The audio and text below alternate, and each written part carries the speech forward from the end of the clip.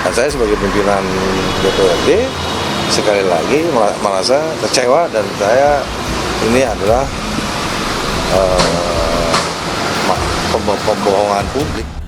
Omikron meroket di Jakarta, Anies diminta pertimbangkan gelar Formula E tahun ini. Kalau saya menilai sederhana bahwa Formula E itu untuk menutup kegagalan Pak Anies. Ini menandakan bahwa kepercayaan publik atau kepercayaan pengusaha terhadap penyelenggaraan Formula E tidak clear.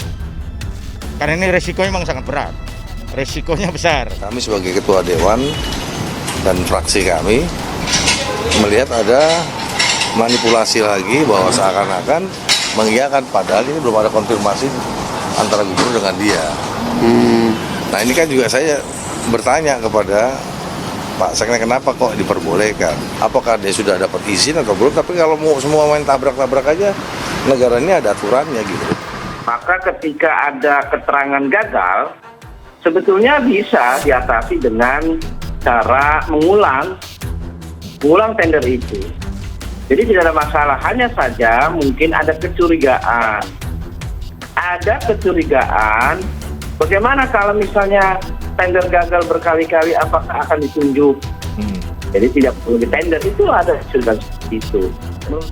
Faktanya yang katanya mau ada sponsor dari penyelenggara Formula E sehingga tidak perlu APBD, berbulan-bulan disampaikan seperti itu, tapi sampai dengan sekarang tidak jelas sponsor yang mana yang membenarkan.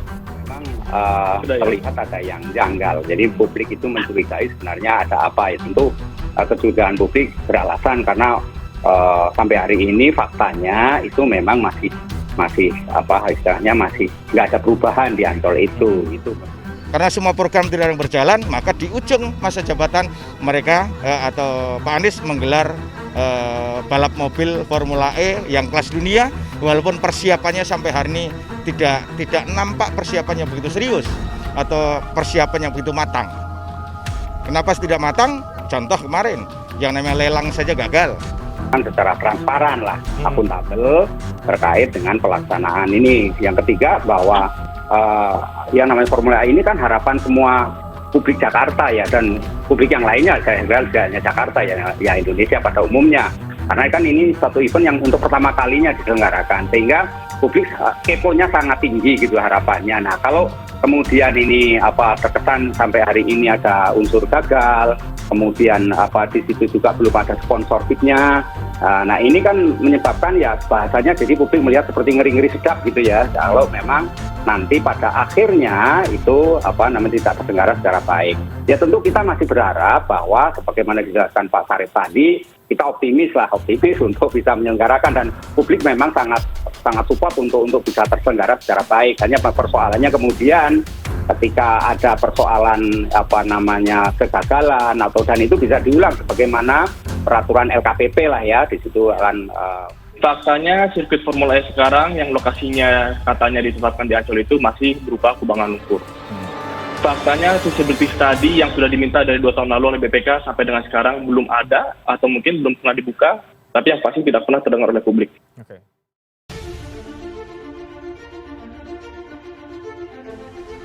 Ketua DPRD DKI Jakarta Prasetyo Edy Marsudi meminta agar Gubernur DKI Jakarta Anies Baswedan mempertimbangkan gelaran Formula E di tengah melonjaknya kasus COVID-19. Menurutnya, Pemprov DKI harus lebih memprioritaskan pencegahan penyebaran COVID dibanding mengurusi Formula E. Prasetyo pun menyentil pihak eksekutif yang dianggapnya hanya memikirkan ajang balapan mobil listrik tersebut.